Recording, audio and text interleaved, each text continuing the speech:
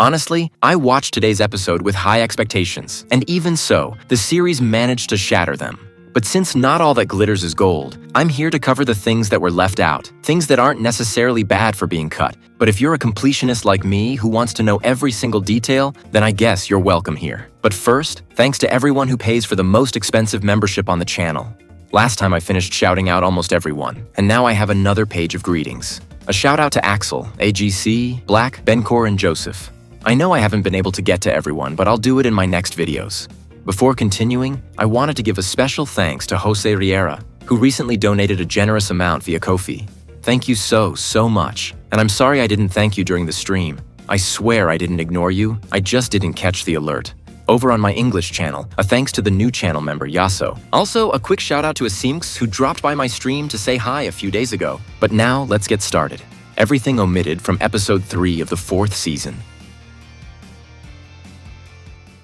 The first scene until Anna arrives is fully respected. I think the only things they left out were the lines of text indicating it was very windy in that place, and they felt cold. Also that walking was really damn hard to the point that the first step Subaru took ended with him falling and eating a mouthful of sand. It's clarified that Subaru was mostly worried about Ram because before they fell underground, she was bleeding as a result of viewing Shala's perspective. And before setting off with Anastasia, the group discusses the possibility that Mei Li might have fled taking advantage of the event. Though Subaru has a gut feeling she hasn't. And while in the anime they only state that almost none of them can fight, in the novel Anna clarifies that she could do it, but that would shorten her lifespan, and she wants to avoid it if possible. Afterward, Anna comments that before falling, she managed to grab one of the emergency backpacks Subaru had prepared in case the worst happened. The backpack had water, which we later see Subaru throw away, flares, which are precisely what they use to walk, and a high-quality knife that you probably remember Anna ends up using. Then the girls reward Subaru for preparing something so useful and give him the honor of being the bait. Of letting him go first leading the way. Anna suggests they should stay close, but Ram says that would only increase the protagonist's libido. Subaru defends himself saying his imagination was much more ambitious than that. Basically, Subaru was being a total degenerate, but it was just a joke. And with the pervert leading the way, the group began their trek. But before continuing, at the same time Subaru and his new group were planning what to do. In a side novel, we are told how the other members of the group were doing. I haven't uploaded it to the main channel yet, but I'll play the extract now so you have the context. There's a story that made Julius seriously consider, unironically, that Subaru is a better knight than him. This takes place when the protagonists are separated upon arriving at the watchtower. And since the anime won't narrate it, this isn't exactly a spoiler, but just in case, you might want to watch this after episode 3 of season 4. Right after the fall, Julius describes his world transforming into a suffocating vortex of sand. Being thrown against the unforgiving ground of the Augria sand dunes, the knight stood his ground, ignoring the stabbing pain radiating through his body. He had lost the dragon carriage, and visibility was zero due to the storm's furious lashing. Desperate, he cleared his vision with his sword and shouted for Anastasia, even knowing it would attract Maybeasts. Having lost so much recently, he was willing to fight thousands of monsters before allowing another one of his companions to disappear in that desert. Amidst the constant howling of the wind, he heard a voice and ran toward the silhouette of the carriage emerging like a ghost. There, he found Emilia, Beatrice, Mei Li, and Rem safe. However, his relief vanished as he processed the absences. Anastasia, Ram, Subaru, and Patracia were missing. Precisely the members with the least combat capability had disappeared into the spatial distortion surrounding the tower. While Emilia tried to hold on to hope, an oppressive presence struck them, and a loud crash violently overturned the carriage, throwing them against the dunes. Julius then saw the cause. A woman with incredibly long black hair standing on the roof, her cyan eyes marked with red patterns, completely devoid of any interest in life. The stranger, after letting out a disappointed whisper, prepared to leap away. Emilia grabbed her legs, and both rolled across the sand. Julius saw the woman aim her palm at the half-elf's face, ready to erase her existence in a flicker of lethal light. But at Emilia's pleas for her missing friends, the stranger lowered her arm and muttered listlessly that they would arrive soon, before nimbly vanishing into the storm. With no other choice, Julius and Emilia decided to follow that trail toward the colossal structure rising on the horizon. Hours later, inside the massive Pleiades watchtower, Julius regained his composure upon reuniting with Anastasia. She explained that while they were on the verge of being wiped out by an underground beast, the mysterious woman appeared to rescue them. Her only real interest was Subaru, and Anastasia had to convince her to save the rest by arguing that the young man would be deeply saddened if she left them to die. Julius then saw Emilia and Beatrice trying to pull apart the unconscious Subaru, who was hugging Ram with an unbreakable, protective grip. Despite his injuries, the boy continued to protect his own, using his body as a shield against fate. That boy was achieving what he, the greatest of knights after Reinhard, had been unable to accomplish on his own. In the depths of his heart, Julius couldn't help but bitterly wonder which of the two was truly more worthy of bearing the title of knight in that merciless world. He thought this while helping Emilia separate the unconscious Subaru from Ram, though they couldn't do it. Remember that I've started a cut content series on the channel. Remember, it's likely they'll add this later in a break time format, or they might mention it later, but even if they do, they won't provide the full context like I do with these clips. Now let's move on. On the way to the fork, the novel narrates more attempts by the characters to contact the others. It says that every so often they stop to rest, and in those breaks, Ram tried to use her clairvoyance to search for the others, though without success. She stated the only creature she managed to connect with was Patricia. That gave the group some relief because it meant there were no more Maybeasts, at least not in this area. Another detail that was omitted is the dialogue between Eridna and Subaru. You see, Eridna is a spirit that, from my perspective, has many of the quirks of her creator, and this is detected by Subaru. Subaru remembered the witch as someone who says hurtful things with sweetness and then tries to console you.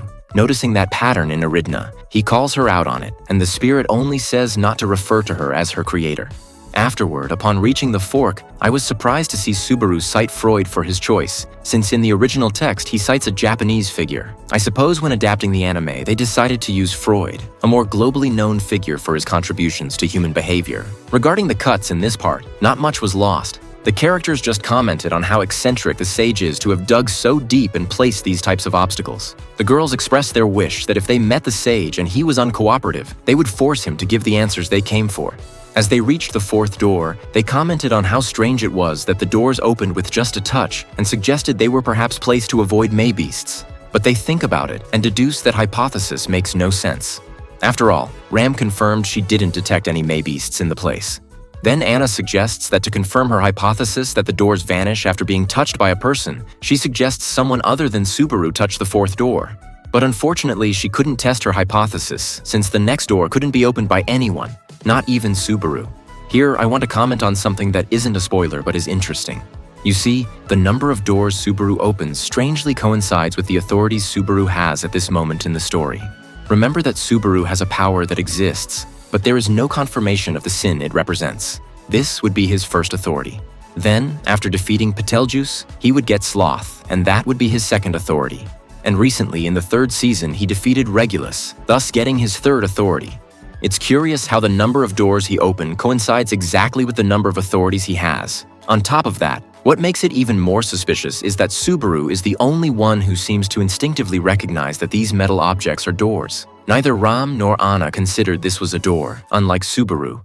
I know this doesn't seem like much, but without going into too much detail, there is a theory I firmly believe in which says Subaru has blocked memories, and I believe it's because of those forgotten memories that, in a way, he recognizes these metal blocks as doors. But anyway, we'll see what the author plans. As for the Royal Rumble scene, it's inevitable that things get cut, but I think the essence of the episode was maintained. There was one or two dialogues regarding Rem that the anime omitted, but it's not like they said anything massive. With the dialogues that ended up in the anime, it's understood that Subaru was upset because Ram accused him of not caring about Rem, which we all know is false. What would have given the scene extra points is the part where, after slashing Anastasia, Ram gets up and, still bleeding, prepares to continue her fight with Subaru. Subaru draws his whip and readies his invisible providence to fight, but the recoil he suffers from using his hidden hand takes its toll, and he is dazed for a few moments. It's in this window of time that Patricia finishes off Ram.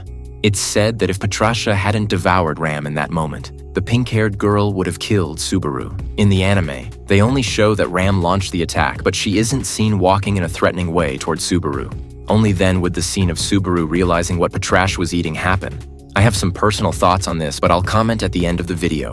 For now, let's continue with what's next. Upon restarting, something the anime doesn't make clear but can be inferred is that the reason Subaru feels more nauseous than at the start of the chapter is because he still remembers how they all killed each other. That's why it's necessary for Ram to make him vomit. Afterward, the anime takes the opportunity to insert the explanation of the miasma and how it affects living beings. An explanation that should have come out in the previous episode, but this is the pace of the anime, and it's understandable. If you're wondering, in the original material, Ram just helps Subaru get his act together and they joke for a bit, although things tensed up quickly when Ram asks him the same question as the Ram from the previous loop. She asks why he didn't bring Rem with him. Obviously, Ram doesn't ask this question at this moment to annoy Subaru.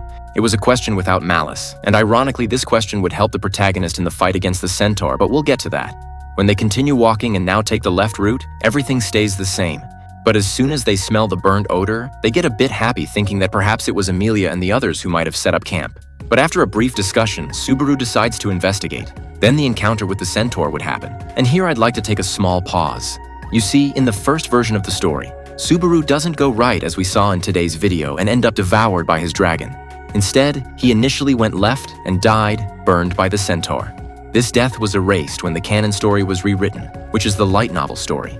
I comment and explain this in detail because it seems some people think an official loop was deleted when in reality it wasn't. I won't lie, I had thought about narrating how this deleted death went, but honestly, it's not a big deal, at least not narratively speaking. Sure, it serves to present the skills and danger of the monster, but believe me, the final loop already does that, and you'll see in a few moments when I narrate how the true confrontation between Subaru and the Centaur went. Now let's talk about the elephant in the room, the animation of the Centaur fight. Honestly, I really liked how they adapted the Royal Rumble part, but I don't feel I can say the same for the Centaur part. I don't want you to think I'm a Puritan who demands a one-to-one adaptation of the novel. I am truly aware that the pace of the novel isn't necessarily the best for the pace of an anime, and that's why the anime director decides whether to respect the general tone of the novel or create a tone that, in its own way, respects the original work. The fight between Garfield and Kurgan is a fight that in the novel has nothing to do with the anime fight, but even when it has nothing to do with it, it was a choreography that could perfectly have been written by the author and could have ended up happening in a possible alternative scenario of Garfield versus Kurgan. But I see the Centaur fight, and I don't feel I can say the same about the director's work in this part. Now I'll explain why. In the anime, the choreography, in broad strokes, is Subaru arrives at the place. The beast perceives him, and to impose an aura, it first kills the courtesan bear. Then Subaru despairs and runs dodging its flares, until an explosion causes him to fall into the sand and Ram comes to help him. There, Ram mentions Rem to him, and since the mention of Rem is the same reason he argued with Ram in the previous loop, Subaru gives in to his anger and channels it into the joint attack he does with Ram, in which he throws the Centaur thanks to his hidden hand. However, this isn't enough, and the Maybeast proceeds to channel another spell to finish them off while Ram acts as a human shield until Shaula appears and saves them. Then Subaru and Ram end up hugging, unconscious. Well, this choreography is perfectly possible in theory, but it looks nothing like the original combat choreography in the novel. Personally, I think that due to time adjustments, they decided to make the Royal Rumble part the main focus today, and while they achieved it, it seems they achieved it at the cost of sacrificing the epicness of this fight. Now I will proceed to tell you how the original fight in the novel went. As soon as Subaru went down, he first encountered the courtesan bear, which made noise and proceeded to attack Subaru, but was instantly pierced by the Centaur's spear and subsequently engulfed in flames. It was there that Subaru discovered the imposing creature, but after seeing that it still didn't move and only attacked the original source of noise, the bear, he deduced the creature couldn't see and only attacked based on sound. He decided then to test his theory by throwing a coin away from him. The Centaur confirmed his theory by violently attacking that spot. The situation was difficult, but not impossible. Subaru saw Ram and Anastasia, and it seemed they realized the same thing as him, which is normal considering how smart they were, but Ram's look seemed to indicate something else. That didn't matter. First he would have to climb up. Then Ram pulls out her wand and points at Subaru with determination. Subaru thought it was Ram's way of telling him to return as soon as possible. He didn't mind. After all, he was heading that way anyway, and after throwing another coin away from his location, he kept moving forward. Suddenly, a current of air pushes him. A confused and annoyed Subaru was going to ask Ram why she was doing that, if he was doing what she wanted, but that thought evaporated as soon as he saw the large flare that hit the spot where he had previously been. Perhaps it was a coincidence, so he kept moving forward, but not before throwing more coins on the ground. As he was advancing, the Centaur launched another flare. Fortunately, he only took the impact of the explosion and was sent flying through the air. As the burning wind scorched his body, Subaru wondered why the Centaur knew where he was. Then he realized the Centaur hadn't taken its eyes off him. He and Ram deduced at the same time what was happening. That bastard was using echolocation to locate him. Every time the Centaur made its screams, the senses and sounds of the area allowed it to locate the prey that fell into its trap. The beast, determined not to give its opponent a breather, started channeling another big fireball, one that would finish off its opponent. Then Ram intervenes, and after hitting a vital part of the enemy's body, the ball implodes and stuns the Centaur. This gives the necessary time to Subaru, who had fallen to the ground and now started to run. Then the Centaur decides to use its spear to finish off the protagonist. Subaru reacts and uses his whip to attack, but gets nothing. However, his whip wrapped around his enemy's arm, who with a single move sent him flying again. Subaru's voice was heard traveling rapidly all over the place as a result of this maneuver. The beast didn't understand why the voice appeared all around it, so in its desperation, it started launching fireballs in all directions. None hit Subaru, but the smoke and the impact of the explosions affected him. Falling to the ground, he covered his face with both arms by reflex, but the hot air exploded between his mouth and nose, burning them slightly. Breathing hurt and his sense of smell was rendered useless by the scorched mucous membranes. Then he proceeds to look up and sees the Centaur open its torso, from which a new sound was heard, one that differed from the previous cries. The wretch was laughing. It was laughing at the weak human who lost to a beast in a test of knowledge, and was now a toy for its incomparable strength. It seems the beast always knew where Subaru was but preferred to play with him. This feeling of humiliation caused darkness to take over Subaru, so the protagonist decides to pull out the hidden hand, ready to use it to break some vital organ of the beast. However, the use of his power stops before he can fulfill his goal, and that's due to the recoil of his ability. The pain Subaru felt in his head was as if he had his brain mass on a bed of thorns. The madness made him start hitting himself, but since that wasn't enough, he started digesting sand in order to overwrite the initial pain. The creature was confused by the strange behavior of its victim, but still proceeded to charge a fireball. And when Subaru felt the cold of the place dissipating, Patrache appears and tears off the Centaur's arm. This caused the enemy to drop its fireball, which ended up hitting its feet, and it was sent flying a few meters, but it quickly recovers its composure thanks to its strong hind legs. While this was happening, Patrache put Subaru to safety while carrying him in her mouth. Subaru didn't understand what happened because of the pain, but he pulled himself together to see how the Centaur regenerated the lost arm and healed the impact wounds. Its opponent had a monstrous regeneration that cancelled all damage received in a few seconds. Then it proceeds to invoke a fireball. No, it wasn't that. The Centaur fused its flame and its spear into a single attack, which it proceeded to launch at Patrache. Fortunately, Patrache manages to get the timing right and passes under the attack crawling on the ground. However, the Centaur expected this and, with one of its hooves, kicks Patrache's belly hard, sending the dragon flying, who despite the damage, didn't let go of her owner. Subaru feels the pain of Patrache, who expels blood from her mouth after the Centaur's impact. The blood falls on Subaru, and while his being is about to faint, he thinks it would be better to try again.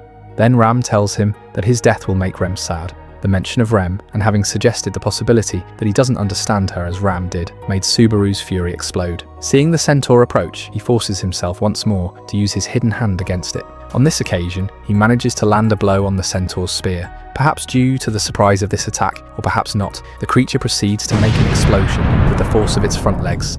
This impact vanished and sent a part of the cave flying. It's said that Ram, Subaru, Anastasia, and Patrache are separated again. Patrache can no longer keep carrying Subaru and lets him go. The protagonist was suffering the recoil of the hidden hand, and seeing Subaru in bad shape, Ram proceeds to act as a human shield. It's only here that the anime connects back with the novel, and when Ram stands in front of him to protect him from the impact, Subaru wants to say something to her, but can't because of the sand he had digested to overwrite the brain pain.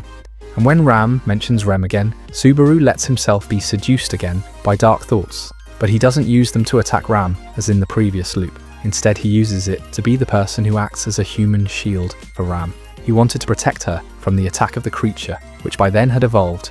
It no longer attacked with a single spear, but attacked with two weapons that Subaru described as axes. And at that moment, the white light appeared. It's only then that Shola arrives and finishes off the beast. But due to the little time left, not even the way the beast died is totally faithful to the novel, which I consider a shame because the novel shows that even until the last second of its life, the Centaur kept evolving, but it wasn't enough against Shola.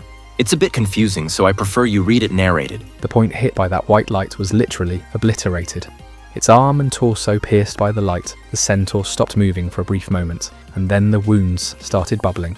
As it regenerated its lost body parts, its appearance changed. The humanoid segment changed shape, and its two arms increased to 4, while sharper, long fangs projected from the mouth on its torso. The horse lower body gained more legs too, doubling to 8. In addition, its charred skin gave off a black glow as it hardened. At a glance, it almost looked like it was wearing armor. and in its newly added arms, it was holding a flame sword, lance, hammer and axe, undergoing an unbelievable evolution in such a short period of time, changing itself so much for the master of that white light. Raising its four forelegs, the Centaur let out a thunderous roar, clacking its front hooves together to create a screeching sound before it charged. With its transformation and its size, it was like an armoured train car. With its weight and speed, anyone it hit would be turned into mincemeat. With its flame to seal the deal, the being that humiliated it would be utterly erased. Sand scattered, a white light pierced it, and a wave of heat emanated from its swelling mane. A white light pierced it as the demon beast furiously charged. A white light pierced it. A white light pierced it. The intensity of the flames was incomparable to before, and a white light pierced it, and the firepower swelled dramatically. A white light pierced it, almost like the very flames of hell. A white light pierced it. With a single glance, a white light pierced it, the Centaur's very presence. A white light pierced it, no being. A white light pierced it, could help but a white light pierced it, tremble at a white light pierced it, the monstrous form and visage. A white light pierced it, befitting the Lord of the Sands. A white light pierced it, a white light pierced it, a white light pierced it, a white light pierced it, a white light pierced it, a white light pierced it, a white light pierced, a white light pierced, a white light pierced, white light pierced, white light pierced, white light pierced, white light pierced, white light pierced, white light pierced, white light pierced, white light pierced, white light pierced, white light, white light, white light, white light, white light, white light, white light, white light, white light, white light. And after that tremendous outpouring of energy, there wasn't a single piece left. The demon beast that had been so deadly and menacing had been completely vaporized by the light. Every last bit of flesh was gone, blown away. All that remained on the sand were all the lights that had been unleashed in order to erase the Centaur, the long, narrow white needles, and those too soon disintegrated and crumbled away. Watching all of that in shock, Subaru forgot about the pain in his head. While the novel also ends at this point with Subaru losing consciousness and resumes when he wakes up, there are actually some things that happen that I highly doubt the anime will animate. Or if it does, they will be only specific comments. But here I am to tell you. You see, there are two things I'm sure the anime will omit. First are the thoughts or dreams Subaru has when he falls asleep in this part. It's said that when he falls asleep, he talks with two voices in his head. Voices that are Betelgeuse and Regulus. And since what they say makes no sense, I'll leave you the extract that narrates this so you can draw your own conclusions. Natsuki Subaru's consciousness drifted in a dark, stagnant pool, a place he hadn't visited in a long time, yet one that felt familiar, having been violently summoned there after every return by death. In that endless expanse of darkness, there was no floor, no sky, and no boundaries. It was an illusory and ephemeral space, much like a dream that withers away upon waking. Despite lacking a physical form and floating in absolute helplessness, Subaru felt neither unease nor fear. On the contrary, a growing sense of love and profound affection granted him a strange satisfaction. However, this state of peace was shattered by intruding voices. One of them, in a mocking tone, suggested that Subaru seemed to be having far too much fun, while another voice, thick with self-centered indignation, snapped at him that this was no joke. This latter consciousness, marked by overweening pride, rebuked him, declaring he had no intention of sitting idly by while Subaru took pride in his luck and moved forward without a second thought. It urged him to look at himself objectively and realize just how shameless he was being. Almost simultaneously, a second obsessive consciousness intervened, labeling the situation the result of a terrible, shallow, and self-indulgent love, describing Subaru's life as something sinful, corrupt, and worthy only of hatred and contempt. That being, who professed the virtue of diligence, continued to insult him, claiming that Subaru was not only mediocre, but had fallen to subhuman levels, being incomplete in every aspect of his soul. For its part, the prideful consciousness exploded in fury, considering it an insult that someone like Subaru would even try to surpass him, demanding that he know his place, and declaring that a subhuman beast had no right to stand in his way. Exposed to this raw rage and these sinister emotions, Subaru remained bewildered. In his elemental state of consciousness, he couldn't process such ferocity, although he felt that if he put his mind to it, he could eventually understand them in that space. He decided he didn't want to waste a single drop of energy on them. This indifference sparked a new outburst from the fanatical voice, which accused him of unpardonable arrogance and disdain, branding him incorrigibly lazy for refusing to exert himself even after having been forced to work so hard. The other entity, playing the victim, complained bitterly about how much Subaru needed to use others to feel satisfied, presenting himself as a simple man who only desired a normal happiness, and accusing Subaru of violating his rights and snatching away his peace with wicked slanders. Sensing that these voices would lead to nothing but a dead end, Subaru chose to cast them out of his mind. To his surprise, the attempt worked perfectly. Although the consciousnesses seemed to keep protesting, he stopped hearing them, sinking into an incredibly calming silence. Only then could he face the true destination of his journey in that void. In the midst of a darkness that should have made any sight impossible, a figure emerged, dressed in a black even purer than the void, shining with intensity. Subaru observed hands with long, slender fingers that on previous occasions had reached out to freeze his heart or make him shudder. The figure possessed lithe, soft limbs, wrapped in a dress that looked like darkness itself made manifest. Although a dense mist covered her face from the neck up, Subaru's soul recognized her as someone who harbored an infinite love for him. The image was much sharper than in their previous encounters. He could now distinguish the ornaments of her dress and the whiteness of her shoulders and neck. While it frustrated him that he couldn't see the face hidden behind the shadows, he felt satisfied by the closeness and intensity of her presence. Aware that he was still not prepared enough to receive her as she deserved, Subaru promised himself that one day he would be able to touch her hands, encircle her waist, and express his own love. With the firm intent to prepare his lips to respond to her confession and forge a body that would allow them to truly feel one another, the essence of Natsuki Subaru finally left the Shadow Garden. I am very sure that won't be animated, and that's because the subplot of Subaru going to the Garden of Shadows is a subplot that unfortunately the anime has been leaving aside since the first season, and that's why I've included it today. But while I was editing this, the community's trusted leaker just mentioned that they've added this to the next episode. Regardless, at least I've given you the full context so you can compare it with the version that drops next Wednesday. Changing the subject.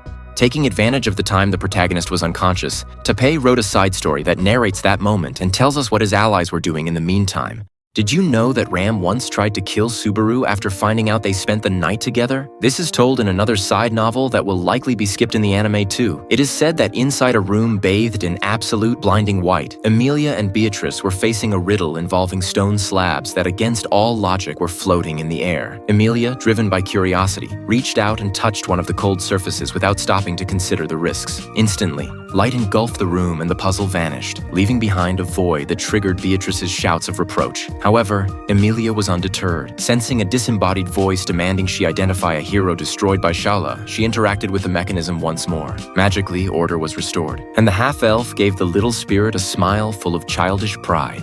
Beatrice, though relieved, vented her frustration in a lecture about responsibility and the imminent danger lurking in that unknown tower. During the descent down the tower's stairs, the same stairs that Aura Monster will eventually travel through, little Meili took the opportunity to mock the scolding Emilia had received. Dejected, the elf admitted she was reflecting on her behavior, but the conversation soon devolved into a dispute over who would be the big sister between Emilia and Betty. While Emilia defended her status as the older sister based on her height and physical appearance, the spirit claimed authority by appealing to her centuries of wisdom and imposing presence. Mei Li, watching the exchange with sharp cynicism, pointed out that they both looked like simple little girls, and that Beatrice's recent irritation was actually a defense mechanism to hide the anxiety she felt over Subaru's condition. Beatrice denied the accusation, though in reality, she was worried because the boy wouldn't wake up, and even more so considering the recent reports of people being put to sleep by gluttony. Driven by this concern, they both decided to go check on Subaru, while Mei Li stayed behind to keep trying to solve that strange riddle in the White Room. Finally, the group gathered near the dragon carriage where Subaru was resting. Julius and Anastasia were already there,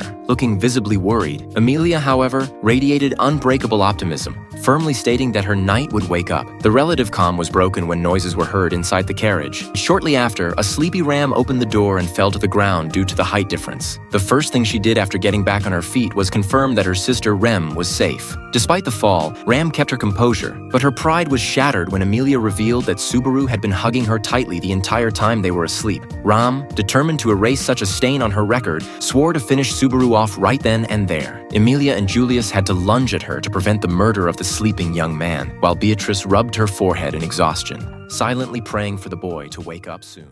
And that would be all for now regarding the anime. Most likely the next episode will start with Subaru waking up and the characters referencing the events I just told you in detail. Also, around this time, a side novel about Priscilla occurs. She's having problems, but I've already put many extracts for today, so let's leave that aside for now. Before moving on to the author's tweets section, I would like to say in general that I feel the episode bet on the Royal Rumble scene a lot, And while they got a good result, they did it at the cost of, to my dislike, changing the pace and tone of the Centaur fight. Personally, that makes me very angry because honestly, I was looking forward more to the Centaur fight. I loved seeing how Subaru in the novel battle used negative feelings not to hurt his allies as in the previous loop, but to hurt his enemies. It's like, in a way, this redeemed him. I also ask you to keep in mind that Subaru has a facility for using the hidden hand when he gives in to madness, which is interesting because that means a crazy Subaru would theoretically make better use of Betelgeuse's powers. This is proven when we see that the crazy Subaru from today's episode was using the arm repeatedly and didn't receive as much recoil as the Subaru who fought against the Centaur in all his faculties. Anyway, this is only the complaint of someone who read the novel, and at the end of the day, unfortunately, only the experience of those who watch the anime matters, since they are precisely the ones who end up hyping the chapter on social networks and through word of mouth. My verdict? It's an excellent episode for those who only watch the anime, but it's only a good episode for me.